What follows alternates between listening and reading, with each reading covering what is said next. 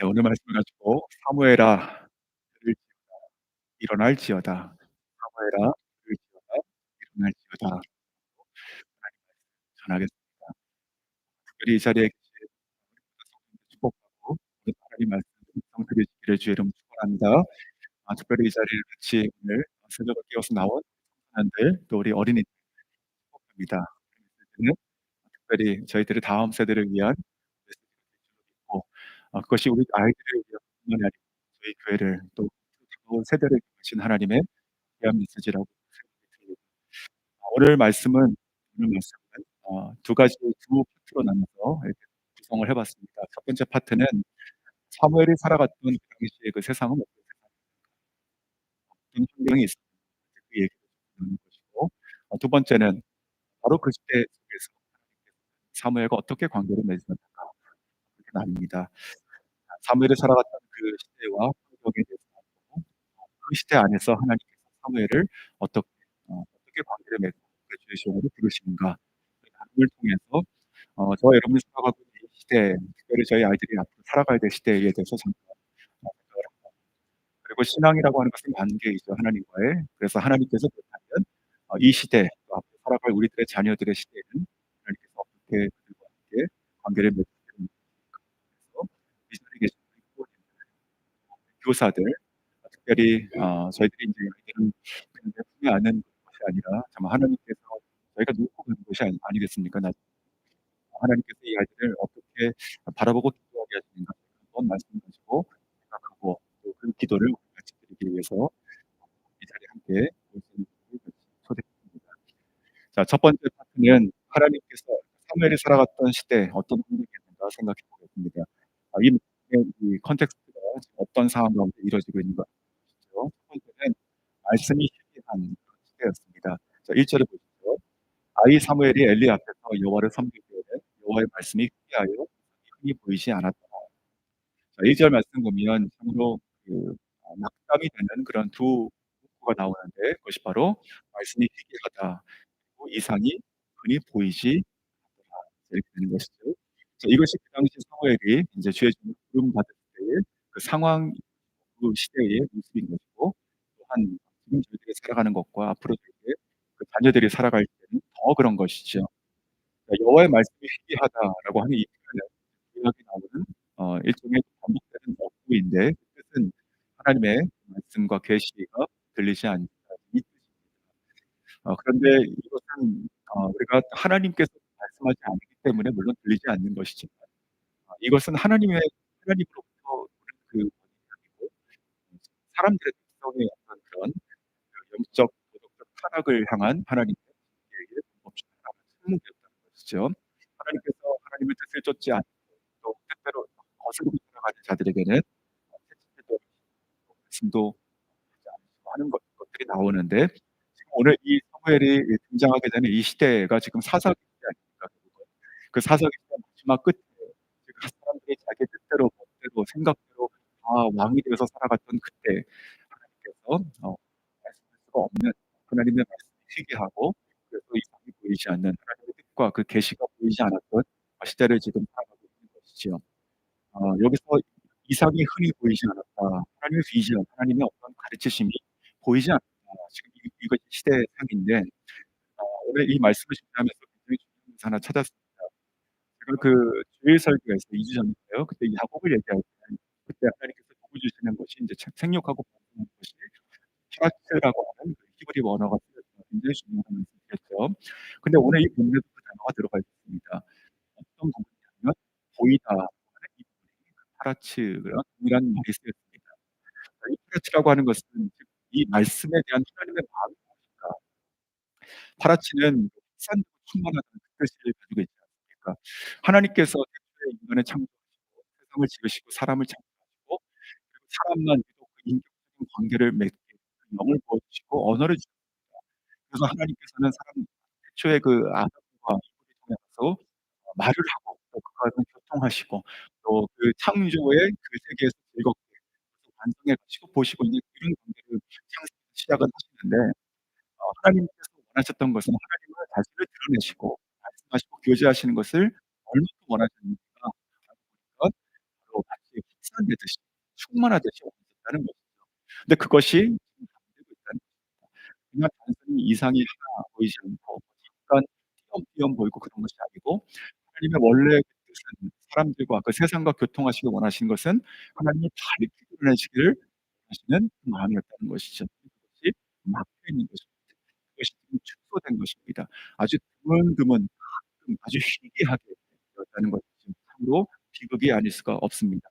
이것이 다시 말씀드리면 이제 사람들의 무관심 그리고 죄성으로부터 막히고 온 결과인데 제가 유학 생활을 마치고 그 선교지에 돌아갈 때 그 잠깐 한국에 들어서 이제 부모님을 뵙고 돌아갈 때 이런 일이 있었습니다. 저한테는 굉장히 충격적이었는데 역문화 충격이라고 저희가 얘기하지 않습니까? 타지에서 오래 살고 자기 원래 문화 세계로 들어갔는데 그게 이상하게 여겨지는 거. 한 10년 만에 처음으로 다시 미국 한국에 가니까 버스가 도로 중간에 다닌다든지 이런 게 좀 신기했고 그리고 버스를 탈 때 저는 교통카드가 없었습니다. 그래 가지고 굉장히 머뭇거리니까 저를 굉장히 이상하게 봤고 그리고 들어가서 보니까 그때가 2010 년이었는데 그 차 버스 안에는 한 30명 정도의 사람이 있었습니다. 뭐 청소년도 있고 어른도 있고 어르신도 있고. 근데 제 눈에는 거진 99% 가 다 핸드폰을 보고 있었습니다.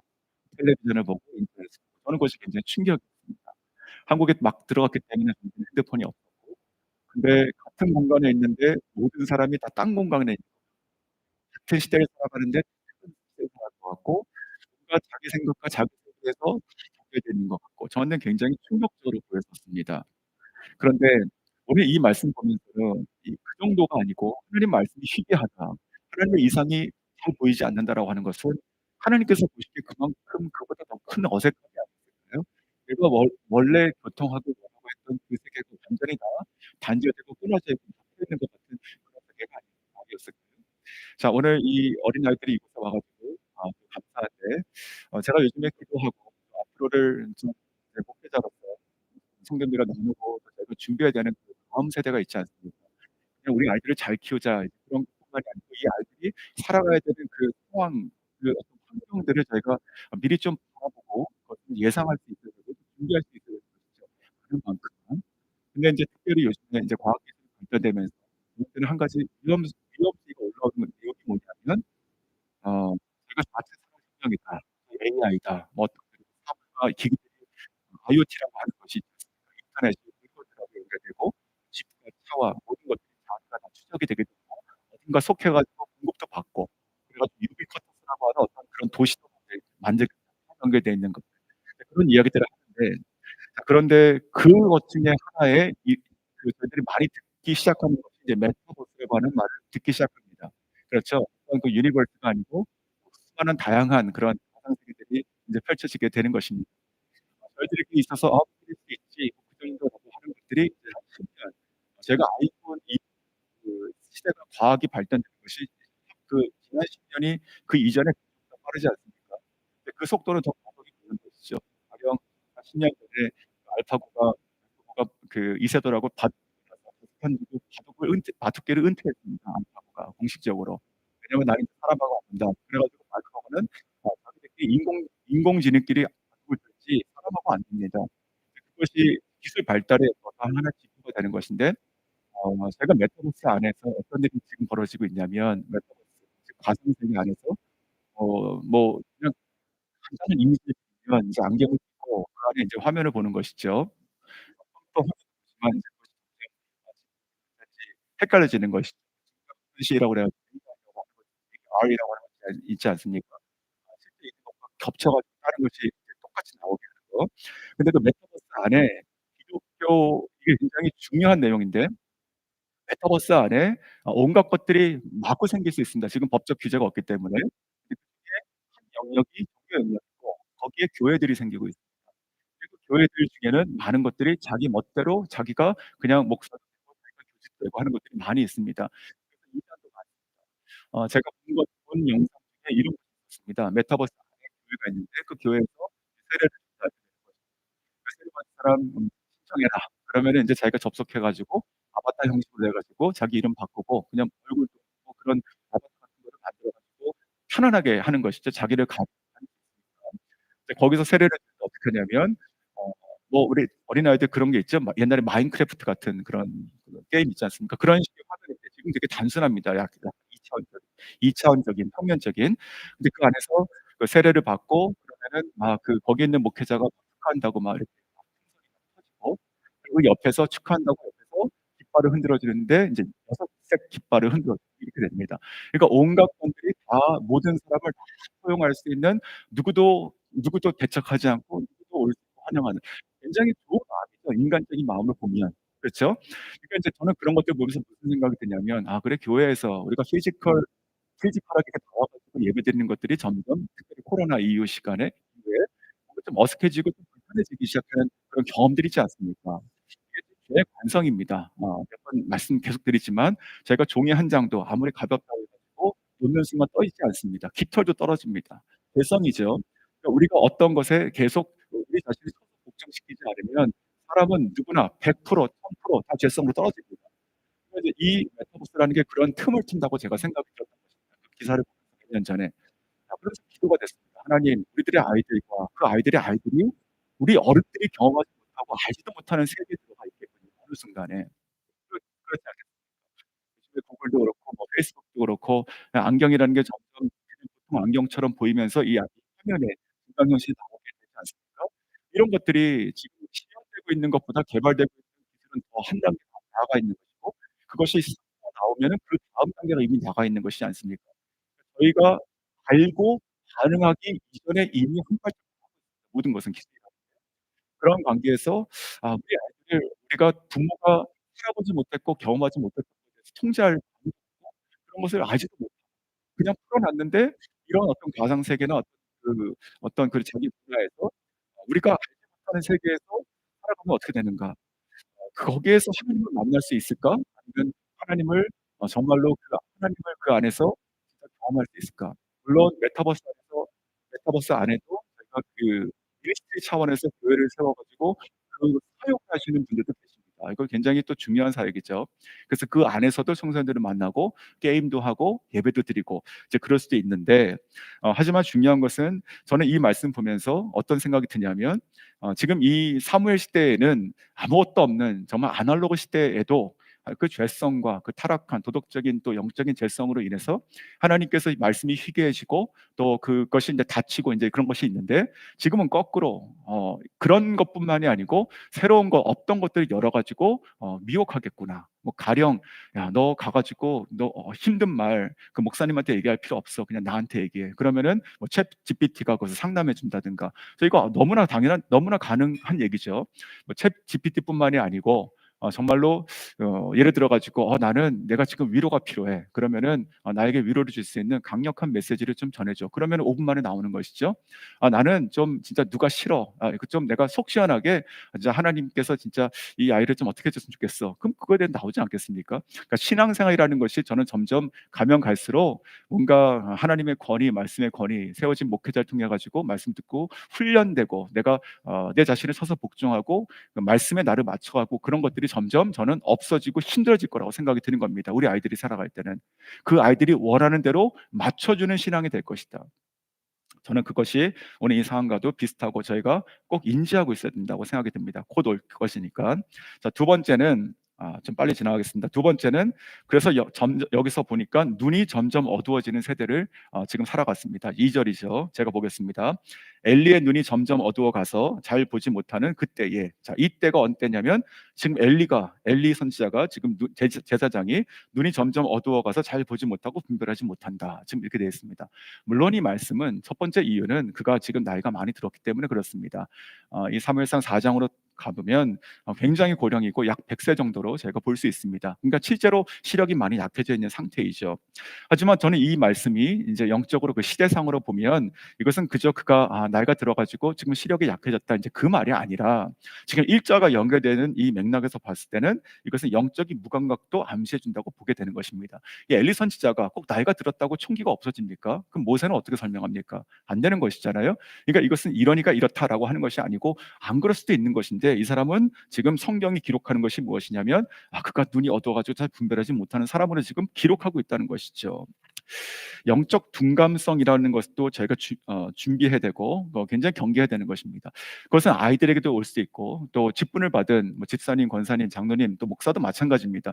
저희가 정말 진짜 깃털 하나도 떨어지듯이 늘 말씀으로 깨어 있지 않으면, 기도하지 않으면, 우리가 성령님을 의지하고 그 음성을 쫓아가는 그 삶을 매일 살아가지 않으면, 그러면 어떻게 사람이 스스로 그 안에서 선한 것이 나오고 옳은 생각을 하겠습니까?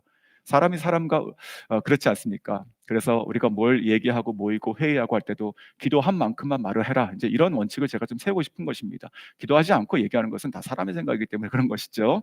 자, 오늘 이것을 보면서 이 총기라고 하는 것, 이것은 이런 말이 있습니다. 그 고린도후서 4장 16절에 보면 그러므로 우리가 낙심하지 아니하노니. 자, 하나님의 사람은 어떤 사람인가 보십시오. 우리의 겉사람은 낡아지나 후패하나 우리의 속사람은 날로 새로워지는도다. 자, 우리의 육신의 연약함을 우리가 어떻게 거스를 수는 없겠죠. 뭐 약을 개발한다든가, 뭐 어떻게 유전 조작한다든가, 뭐 해보라라고 하겠지만 그것은 안 되는 것이죠. 근데 중요한 것은 그것과 관계없이 우리의 속 사람, 우리의 영은 날마다 새로워지고 강건해지고 총기가 있다, 이렇게 보는 것입니다. 이것은 하나 성경이 말하는 것이고 성경이 증명하는 삶의 그 모습들입니다.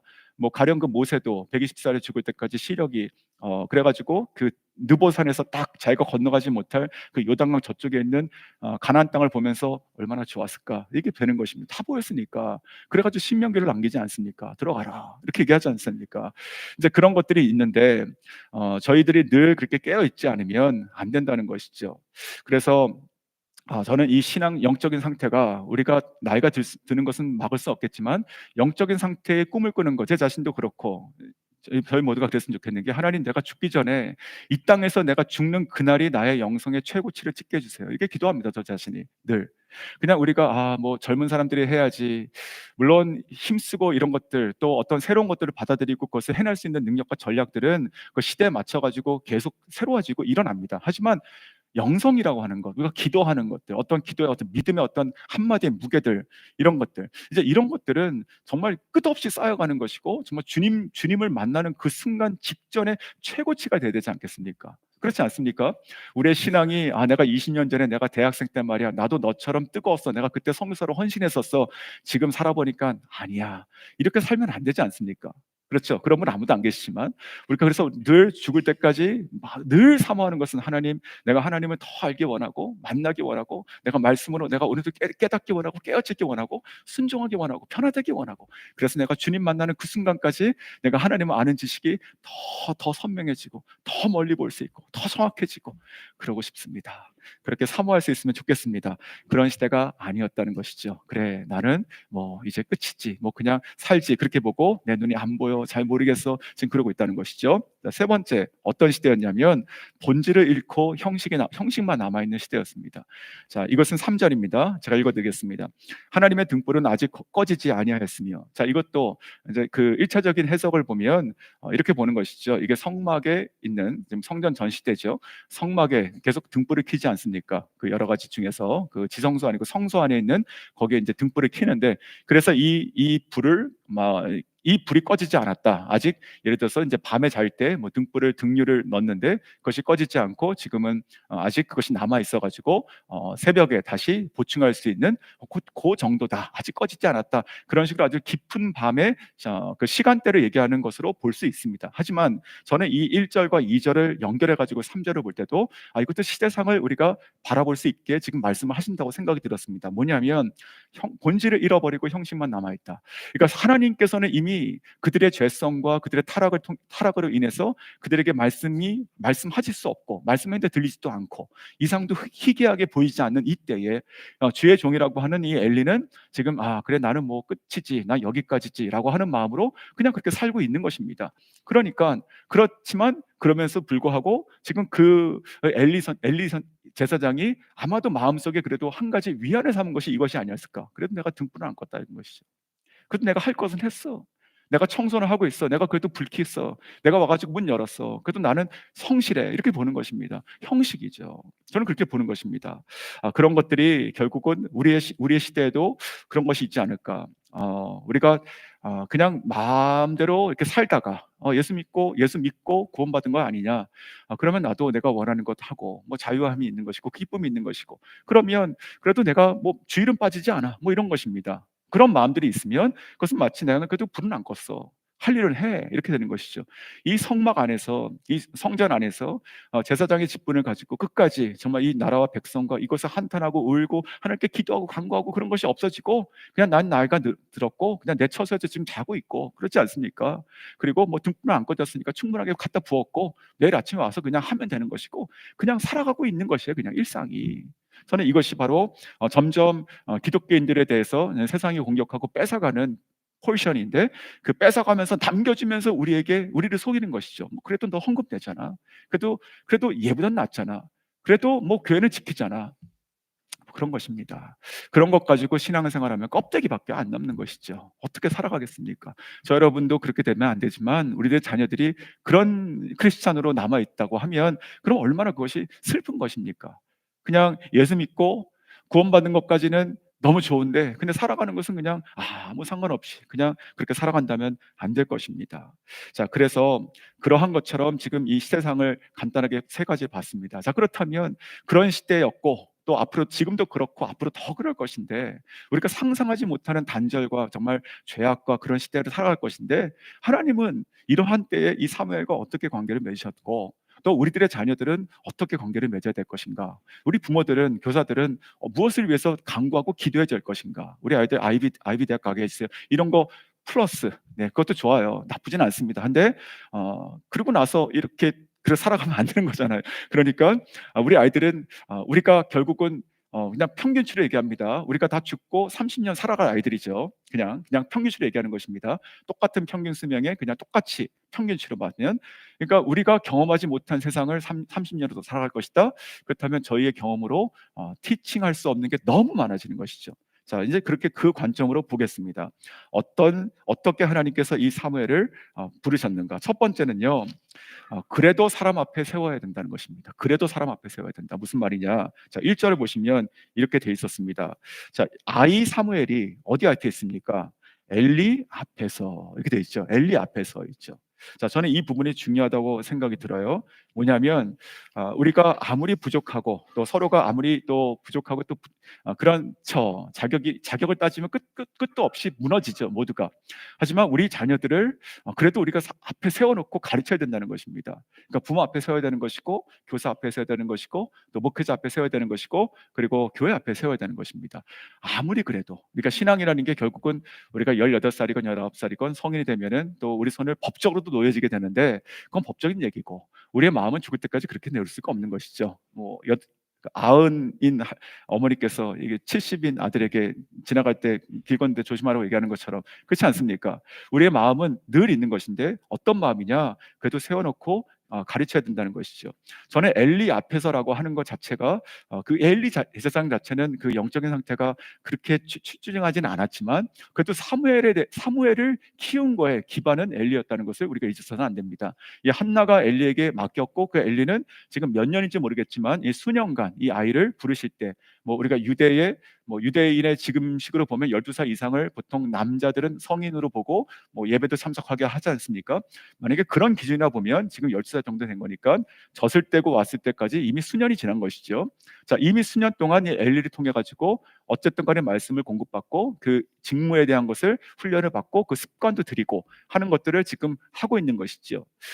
교사들 앞에 서 있는 아이들, 그리고 부모 앞에 서 있는 아이들을 저희가 그때에 우리 손에 있을 때, 우리 앞에 있을 때 말씀을 가르치고 보이고 본을 보이고라고 할 수 있어야 됩니다. 사단은 우리에게 계속 속삭이죠. 야, 너나 제대로 해라. 너 안에 있는 이 죄성을 보고 부끄럽다. 뭐 이런 얘기를 하죠. 너도 하지 못하는 그 말을 왜 아이들에게 강요하냐? 이 아이들 그냥 놔둬라. 알아서 잘할 것이다. 온갖 얘기가 있죠. 하지만 뭐 맞는 말일 수도 있지만 그러나 그래도 우리는 사람 앞에 서야 되는 것이고 특별히 그 아이들 앞에 서 있는 자들은 우리의 부족함과 그 관계없이 그 아이들이 내 앞에 있을 때 말씀을 가지고 양육하고 또 기도하고 하는 것들을 소홀히 해서는 안 될 것입니다. 자, 두 번째는 여호와를 섬기게 해야 됩니다. 여호와를 섬기게 해라. 이것도 1절에 나오는 것이죠. 아이 사무엘이 엘리 앞에서 여호와를 섬길 때에, 그러니까 사람 앞에서 가르침을 받지만 그것이 훈련받은 내용이 뭐냐면 여호와를 섬기는 일이었다. 자, 그것이 이제 직접적으로는 사무엘에게 있어서는 이제 제사장의 어떤 역할들, 이제 그 성막에 있는 기물들을 관리하고 또 그것을 행하는 뭐 그런 내용이었겠지만, 이제 전반적으로 더 확대해서 얘기하면 말씀대로 살아가면서 우리가 하나님을 섬기는, 뭐 교회뿐만이 아니고 가정에서도, 또 우리가 앞으로 살아가는 학교에서도, 또 직장에서도, 사회에서도 그런 것이죠. 어, 저는 이것을 보면서 한 교회의 이그젬플이 좀 떠올랐습니다. 나중에 우리 교사분들이나 아니면 여기 전사님도 오셨는데 유스페스터도 나중에 한번 찾아보십시오. 뉴욕에 프라미스 교회라고 하는 교회가 있습니다. 프라미스 교회, 프라미스 교회, 이제 언약, 약속인데 거기에 2009년부터 시작해가지고 아주 지금 전 세계적으로 지금 굉장히 여- 귀한 영향력을 맺히고 지금 약 38개국에서 따라하고 있는 어린이 사역 운동이 있습니다. 그 어린이 사역의 운동의 캐치프레이즈가 뭐냐면 414 window입니다. 저희가 그 1040 window라고 해가지고 우리가 보통 그 미전도 돈족이라든지 무슬림이라든지 아니면 뭐 불교권이라든지 이런 식으로 위도 10에서 40에 있는 그 나라에 있는 그 위도 안에 있는 나라들이 지금 대부분 다 미전도 동족이다 이제 해가지고 선교의 그 패러다임의 어떤 그런 캐치프레이즈가 1040 윈도우가 있었는데 거기서 가져오신 것 같아요. 4, 40, 14 윈도우예요. 4에서 14. 이게 뭘까요? 4세에서 14세까지 우리는 목숨 걸겠다. 이제 그가 캐치프레이즈가 이것입니다. 근데 그것을 왜 그러냐 보니까 이제 그 4세에서 14세까지, 4세는 말귀를 알아듣고 뭔가 대화가 시작되는 것으로 보는 것이죠. 기저귀 빼고 뭔가. 그리고 14세는 우리식으로 보면 한 뭐 7학년, 8학년쯤 되는 것인데 그 이상 넘어가면은 이제 머리가 커지고 그래가지고 자기 생각이 이제 점점 참는 것이지만 듣지 않기 시작한다는 것이죠. 100% 그런 건 아니지만 이제 평시적으로 보는 거예요. 그래서 이 4세에서 14세까지를 그 뭔가 이 복음을 아주 거침없이 그리고 뭔가 걸림없이 받아들이는 확률이 큰 아이들을 4세에서 14세로 본 것이고, 그래서 이 아이들에게 우리 프라미스 교회는 아주 그냥 그 진짜 집중하고 진짜 올인합니다. 이제 이렇게 되는 거예요. 우리가 다음 세대를 남겨야 됩니다. 그러면서 그 414 그 윈도우의 그 사역에 네 가지를 집중하는 그 키워드가 뭐냐면 접근, 그래가지고 reach. 그래서 우리가 그 아이들에게 한 사람 한 사람 다가간다.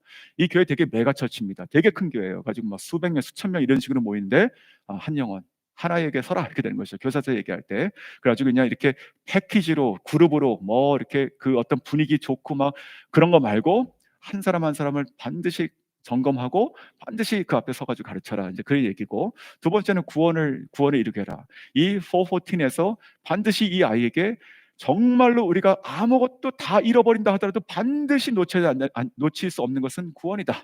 그래서 이 아이가 공부도 해야 되고 성품도 해야 되고 뭐 과외 활동도 해야 되고 다 좋아요.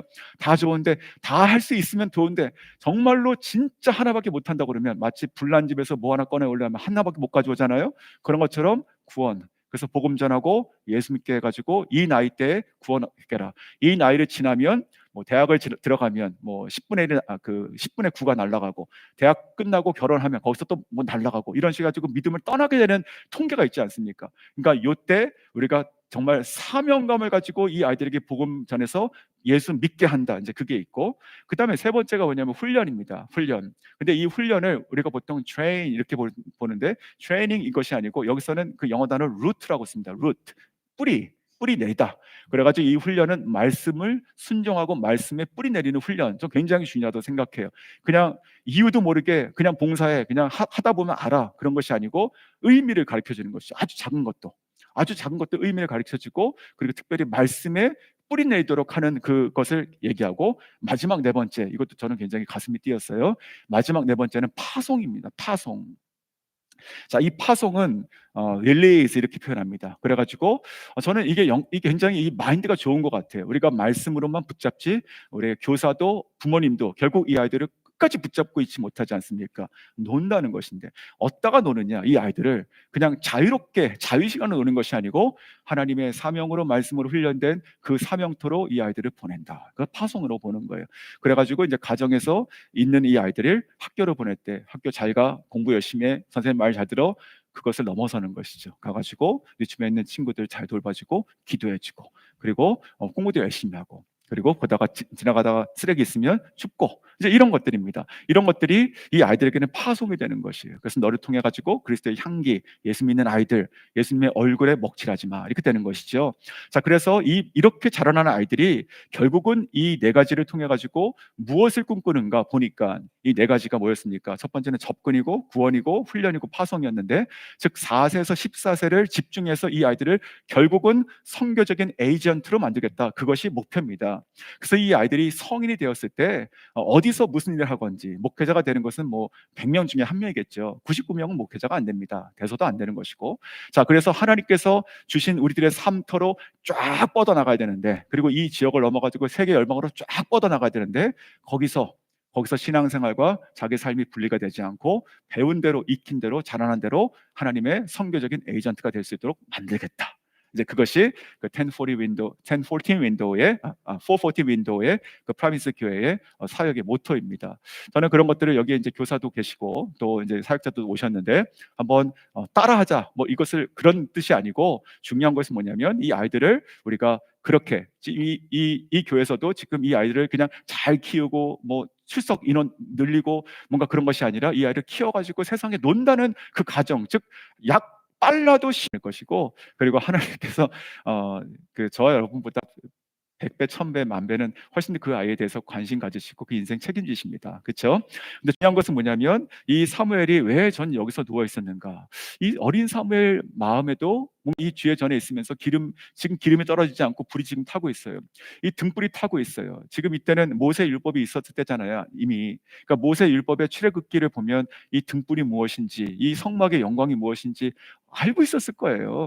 이 엘리는 눈이 어두워가지고 그냥 불 켰냐, 불 안 꺼졌냐, 어깨 됐네 이러고 자고 있지만, 사무엘은 그것을 보면서, 타오르는 등불을 보면서 뭔가 그 안에, 그 성막 안에 있는 어떤 그 기구들과 장식들과 그런 것을 보면서 그 안에 뭔가 알 수 없는 그 순간을 사모하고 있지 않았을까, 기도하고 있지 않았을까, 이런 생각이 드는데, 바로 그때 하나님께서 사무엘을, 성전에서 있었던 이 사무엘에게 음성을 주시는 것이에요.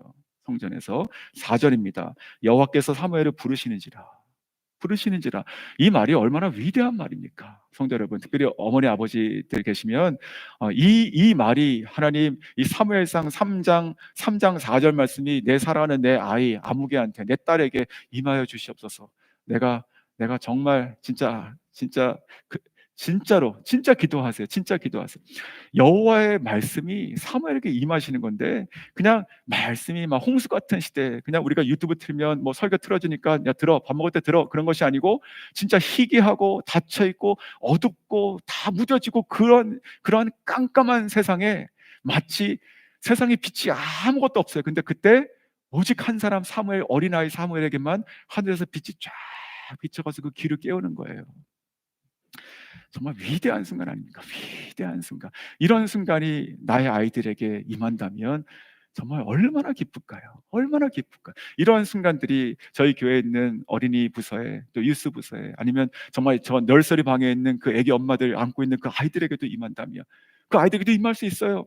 뭔가 모르지만 그냥 나는 모유 수유하고 있고, 그냥 그냥 너무 힘들어요. 그래가지고 그냥 방송 들으면서 이게 예배 드리는 건지도 모르겠고, 그런 마음으로 지낼 때가 있지 않습니까, 엄마들은? 근데 어느 순간 그럴 수 있어요. 이 아이가 찬양을 하는데 아멘, 아멘 이럴 수 있어요. 말이 나올 수 있어요. 네. 불가능한 얘기 하네. 뭐 그거 불가능하다 생각하면 뭐 끝까지 안 나오는 것이고, 가능하다 생각하면 나올 수 있습니다. 그렇지 않습니까? 그러니까 하나님께서 못할 게 뭐 있어요. 저는 이 여호와의 말씀이, 여호와께서 사무엘을 부르신다는 게 평범하게 들리지가 않는 거예요. 이것은 불가능한 것이거든요. 이 당시에는 이 엘리 제사장이 100년을 갈고 닦아도 눈이 어두운 그 세계에서 지금 이 아이에게 하나님 말씀이 들리고 있잖아요. 이것을 사모해야지 우리가 무엇을 사모하겠는가? 우리가 이 아이들에게 그냥 무조건 먹여주고 그냥 새겨주고, 물론 교육은 필요합니다. 하지만 우리가 새겨주고 넣어준 만큼만 아이들이 갖고 살아간다면 그거 몇 년 갈 것 같으세요? 유효기간이. 저 여러분이 알고 있는, 암송하고 있는 성경 구절이 몇 개 있습니까? 솔직하게 생각해서 여기서 이렇게 이 수많은 이 구절 중에서 몇 개나 알고 있습니까? 몇 개 알고 있는 것 중에서 몇 개를 전해준다? 그러면 반토막에 반토막 나지 않겠습니까? 우리의 열심이라는 게 그렇다는 것이에요. 우리의 열심이라는 게, 그것은 뭐 아이들뿐만이 아니고 모든 성도들 다 똑같은 것이죠. 우리가 가지고 있는 것을 전해주면 감가상각이라는 게 있지 않습니까? 사람이라는 게 점점 줄 수밖에 없는 거예요. 근데 우리가 기도할 게 뭐냐면, 하나님, 나는 이것밖에 줄 수 없고 이것이 최선이지만 그러나 그 위에 성령께서 임해 주시고 이 아이 깨워 주십시오. 풀어 주십시오. 내가 백날 내 아이에게 잔소리 한들 뭐 얼마나 되겠습니까? 이 아이도 이제 머리가 커가지고. 하지만 하나님께서 한번 불러주신다면 이 아이가 깨우치지 않겠습니까? 이 아이 인생 가운데 터닝 포인트가 일어나지 않겠습니까? 늘 하고 있던 뭐 게임 중독이라든지 뭐 어떤 인생의 어떤 비관이라든지 그런 것들이 싹 끊겨버리고, 내가 이러면 안 되는데 라고 깨닫지 않겠습니까? 어느 순간부터 말씀이 좋아지지 않겠습니까? 어느 순간 예배 드리다가 그 찬양 부르면서 그 가사가 확 들어와가지고 나에게 하시네 라고 고백하지 않겠습니까? 나도 모르게 눈물이 나오지 않겠습니까? 설명할 수 없게. 아버지, 그러한 순간 내가 사모합니다. 내가 부모로서, 내가 아빠로서, 엄마로서, 내가 교사로서, 내가 전도사로서, 내가 목사로서 내가 할 수 없는 영역이에요. 이것을 사모해야 된다는 것이죠.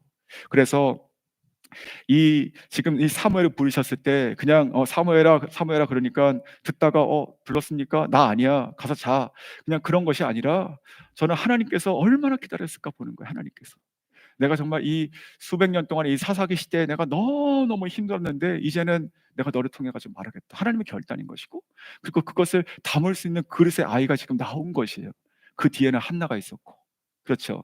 자, 그래서 이 믿음이 지금 이 한나의 믿음, 이제 어머니로 같이 저희가 치환해서 보면 한나의 믿음, 지금 이 부모들의 세대의 그 간절한 믿음과 헌신과 하나님을 신뢰하는 그 순간, 이 아이의 세대에서 하나님께서 진짜 그 일을 하신다고요. 우리가 믿음의 그 족보의 대수가 있잖아요. 뭐 우리 할머니부터 믿었으면 3대고, 그 증조 할머니면 그러면 4대고 이런 게 있잖아요. 나부터 믿었으면 1대고. 근데 이것이 기본적으로 쌓여지는 어떤 그런 것이 있지만, 중요한 것은 우리가 그 위에 성령의 능력과 그리고 하나님의 일하심을 우리가 사모하고 나가지 않으면 사실 그것도 필요가 없는 것이에요. 100년 돼도 안 되는 건데 지금 일어나고 있다는 것이죠. 자, 그래서 하나님의 음성이 들렸을 때 이제 보시면 결론이에요. 어떤 일이 일어났는가? 그것이 10절과 11절입니다. 중간 얘기는 다 아시니까. 자, 10절 제가 읽어드릴게요. 여호와께서 임하여 서서 전과 같이 사무엘아 사무엘아 부르시는지라. 사무엘이 이르되, 자 보십시오, 엄청난 말을 합니다. 말씀하옵소서, 주의 종이 듣겠나이다. 야, 이게 어린아이가 하는 얘기예요. 그렇죠? 굉장히 소름 끼치도록 영광스럽지 않습니까? 만약에 우리 아이가, 막 초등학생 아이가 맨날 뭐 학교 갔다 오면은 뭐 게임하고 하지 마라 이런 아이가 어느 순간 자기도 모르게 앉아서 기도하는 거예요. 하나님, 지금 나에게 내 마음속에 이 감동 주시고 나를 부르십니까, 하나님? 그렇다면 저 듣고 싶습니다. 하고 어느 순간 이 아이가 막 그 침대에서 누워서 기도하고 있어요. 그런 걸 보면 그날은 완전 잔치죠, 잔치. 그렇죠? 구역 다 불러가지고 뷔페 다 사시고 이러셔야 되는 거예요. 진짜 얼마나 멋집니까, 진짜. 진짜 잔치예요. 자, 보십시오. 자, 사무엘이 어린 자기를 뭐라고 얘기하냐면 종이라고 얘기하죠, 종. 그렇죠? 커미트먼트가 일어나는 거예요. 하나님 누구십니까? 깜짝 놀랐네. 좋네. 신기하네. 대단하십니다. 할렐루야. 빠이빠이. 이게 아니고, 하나님이십니까? 내가 지금까지 이 성전을 섬기면서 내가 이것 그릇 닦고 내가 기름 채워놓고 내가 이 쓰레기 줍고 했던 이전에 진짜 모세를 통해 가지고 말씀하셨던 그 하나님이십니까? 나를 부르신 게? 그렇다면 저 주님의 종입니다. 이렇게 되는 거예요. 위대한 고백인 것이죠. 위대한 고백. 이런 고백이 우리 자녀들에게 나온다면 그때부터 이런 마인드셋을 가지면 됩니다. 이 아이는 내 아이가 아니다, 이렇게 보시면 됩니다. 내 아이가 아니고 내가 이 아이를 주의 종으로, 정말 주님께서 마음대로 쓰시는 주님의 종. 여기서는 목회자를 한정 짓는 건 아닙니다. 네, 목회자는 100명 중에 한 명이라고 말씀드렸죠. 자, 주님께서 원하시는 주님의 사명자로, 주님의 사역자로, 주의 종으로 살아갈 수 있도록 내가 이제부터 내가 기도로 내가 헌신하겠습니다 하고, 오히려 그때부터 부모들은 새벽에 나오셔가지고 작정하고 기도하셔야 됩니다. 이 아이를 위해서. 때가 확 열리는 순간 그때 집중해가지고 그 아이를 위해서 기도해줘야 되거든요. 자, 그러면서 11절에 이렇게 얘기하죠. 여호와께서 사무엘에게 이르시되, 보라 보라, 그죠? 내가 이스라엘 중에 한 일을 행하리니 그것을 듣는 자마다 두 귀가 울리리라. 내가 이제부터 너에게 말을 하고 너를 통해서 내가 이스라엘에 나의 뜻을 펼치리라. 성도 여러분, 이 뜻이 결국 뭐로 이어집니까? 다윗 왕을 기름 붓는 것으로 이어지는 것이죠. 상상도 못하는 시대의 전환이 일어나는 것입니다. 시대의 전환. 정말 멋지지 않습니까? 제가 그 부분은 아바 수련회 전 토요일 날 그 얘기할 겁니다. 그때 유스아이들 다 와야 되는 것이에요. 부모도 다 와야 되는 것이고. 자, 이 지금 이 사무엘에서 나오는 이것들이 정말 시대가 확 열리고 있어요. 저는 오늘 이것을 통해서 제가 좀 기도했으면 좋겠습니다. 아버지, 우리가 오늘도 그냥 말씀을 듣고 또 그냥 순간 감흥이 있고 그렇게 살아야지. 그것이 아니라 하나님 정말로 그렇습니까? 아버지 이야기가 지금 나에게 하시는 말씀이고 그리고 내 손에 있는 이 아이를 하나님 을 향하신 하나님의 마음이십니까? 그렇다면 저 그렇게 진짜 키우고 싶습니다. 하나님 앞에 세우고 내가 교회 앞에 세우고 말씀 앞에 세우도록 내가 최선을 다하고 노력하겠습니다. 하지만 아버지 이 아이가 하나님을 섬기는 것을 배우게 해주십시오. 그리고 이 아이의 이름을 불러주시고 하나님의 종으로 내 아이가 아니고 하나님의 아이로 아버지 불러주십시오. 내가 평생 내가 그거 보고 싶습니다. 가능한 한 어렸을 때, 더 어렸을 때, 더 어렸을 때, 더 어렸을 때, 더 어렸을 때 그렇게 불러주십시오. 사무엘처럼 불러주십시오. 그렇게 기도했었으면 좋겠습니다. 그렇게 하시겠습니까? 자, 저희가 다음 주 이 시간 다음 주 목금토가 VBS가 있습니다. 그 VBS의 그 캐치프레이 그 주제가 뭐냐고 보니까 로켓 레이서 이렇게 돼 있어요. 뭐 근데 이제 한국말로 번역한 거를 보니까 이제 승리하는 믿음, 어떤 믿음에 대한 거, 엘리야에 대한 말씀을 이제 나눈다고 하시죠. 자, 그래서 여러분 특별히 제가 그냥 이렇게 말씀을 드릴게요. 부담이 되시는 분은 순종하시면 됩니다. 이 자리에 계신 그 유년부, 유치부, 그러니까 BBS 오는 아이들의 교사들, 그리고 부모님들, 그리고 관련 부서 그 부서장 플러스 금식하십시오. 다음 주 최소한 3일. 금식하세요. 월화수 금식하시고 할 수 있으면 토요일까지 릴레이 금식하세요. 그러니까 3일 쫄딱 굶는 것이 아니고 한 끼라도 하는데 체인 만드세요. 체인. 그래가지고 기도 제목 공유하시고 계속 기도하세요. 어떻게 기도하냐면 일반적으로 하나님 은혜가 충만하고 좋고 우리 아이들이 이런 일반적인 기도 플러스 구체적으로 기도하셔야 돼요. 시간 보시고 순서 보시고 컨텐츠 보시고 기도하시고 아이들 등록한 아이들 워크인하는 아이들 명단 받아가지고 이름 부르시 기도하셔야 됩니다. 꼭 기도하세요. 그래서 우리 부모님들, 해당 부모님들, 그리고 교육부서, 그리고 패스터들 같이 기도하실 때 월화수 해주시고 가능한 한 토요일까지 끝날 때까지 릴레이로 한 끼라도 우리 연결해 가지고 기도할 수 있으면 좋겠습니다. 유스 때도 그렇게 부탁을 드리겠습니다. 그래서 오늘 저희가 또 그런 마음으로 좀 기도했으면 좋겠는데 아, 오늘 좀 제가 같이 이제 좀 기도했으면 좋겠습니다. 특별히 이 자리에 어린아이들이 많이 나와 있는데 저희가 어린아이들을 좀 축복하며 기도했으면 좋겠습니다. 어린아이 축복하며 기도했으면 좋겠는데 지금 부모님하고 같이 나왔죠? 그 아이들 좀 이렇게 안아주시고 이렇게 기도했으면 좋겠습니다. 하나님, 내 사랑하는 내 딸, 내 아이, 아버지 아이 사무엘을 부르신 것처럼 정말 아버지 우리 사랑하는 우리 아이 그 이름 불러주시고 아주 존귀한 아이로 하나님께서 삼아 주십시오. 지금은 내 품에 있지만 아버지 이 아이는 내가 품을 수 없는 더 큰 아이가 될 것입니다. 하나님께서 더 귀하게 쓰시는 아이가 될 것입니다. 저 그거 사모합니다.